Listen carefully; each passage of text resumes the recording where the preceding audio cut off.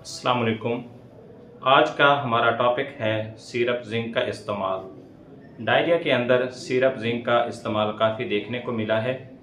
आप देख रहे हैं मेरा यूट्यूब चैनल और मेरा नाम डॉक्टर मोहम्मद अब्बास मिरानी है और मैं बच्चों की अमराज का स्पेशलिस्ट हूं और निस्तर अस्पताल में अपनी ड्यूटी सर अंजाम दे रहा हूं।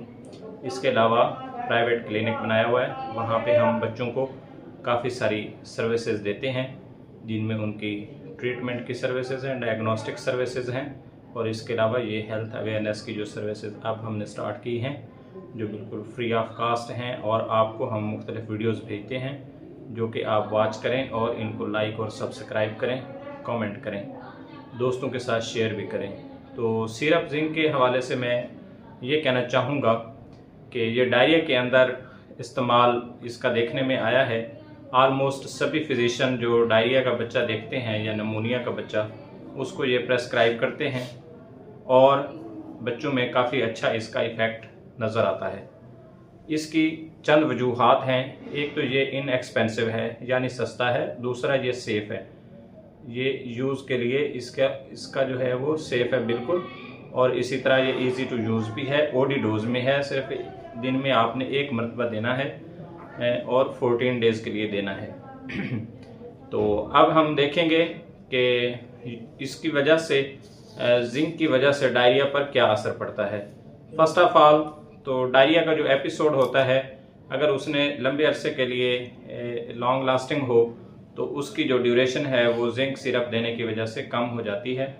इसी तरह उसकी जो शिद्दत है वो भी कम हो जाती है और उसका जो रिस्क है एक मुस्तकिल तौर पे डायरिया की सूरत हाल इख्तियार करने का, वो भी कम हो जाता है और मुस्तकबिल में डायरिया दोबारा होने का जो रिस्क है वो भी कम हो जाता है। ये 4 इसके फ़वाइद हैं जो हमने आपके सामने गिने हैं। और इसके अलावा नमूनिया के अंदर भी देखने में आया है कि ये बच्चे को इम्यूनिटी प्रोवाइड करता है और बच्चा नमूनिया के ख़िलाफ़ अच्छी तरह से फाइट करता है। फंक्शंस इसके क्या हैं जिंक के? जिंक सिरप के जो फंक्शन है वो सेल की ग्रोथ और डिफरेंशिएशन में रोल प्ले करता है और इसी तरह मेटाबॉलिज्म में काम आता है। तो इसकी जो डेफिशिएंसी है उसकी वजह से बच्चे की जो चाइल्ड की जो ग्रोथ है वो रिस्ट्रिक्ट हो जाती है, मतलब वो छोटी ग्रोथ नहीं कर पाते और छोटे रह जाते हैं, उनकी हाइट नहीं बढ़ सकती और उनका जो वेट है वो नहीं गेन कर सकते।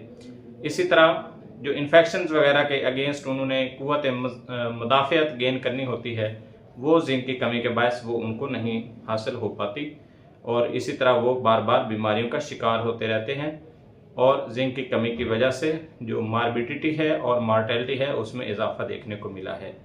तो जिंक के मुतालिक आज इतना ही।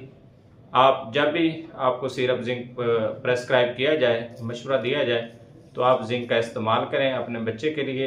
ये 10 to 14 डेज़ के लिए है, इस दौरान आपने नागा नहीं करना। इंशाल्लाह इसका काफ़ी फ़ायदा होगा। डायरिया के अंदर भी, नमूनिया के अंदर भी और दीगर जल्द की जो बीमारियां हैं उनमें भी ये काफ़ी हेल्पफुल होगा। ये एक मिनरल है और ये माइक्रो न्यूट्रिएंट्स में आता है। फूड सप्लीमेंट्स जिसको हम बोलते हैं, या ताकत के सिरप हम उसको बोलते हैं। तो इसका जो यूज़फुल इस्तेमाल है वो आप अपने बच्चे के लिए बवक्त प्रेस्क्रिप्शन जारी रखें और हमारे यूट्यूब चैनल से जुड़े रहें। Thank you.